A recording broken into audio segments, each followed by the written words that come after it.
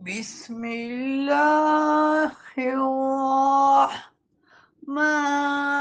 الرحیم وَأَنذِرْ بِهِ الَّذِينَ يَخَافُونَ أَن يُحْشَرُوا إِلَى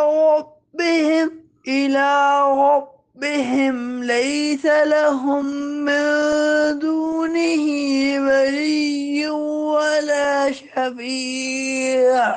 ولا شفيع لعلهم يتقون۔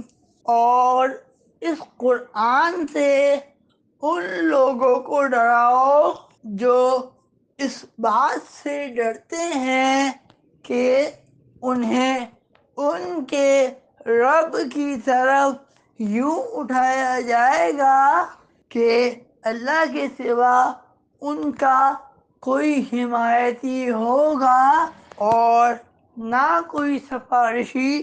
انہیں اس امید پر ڈراؤ کہ وہ پرہیزگار ہو جائیں۔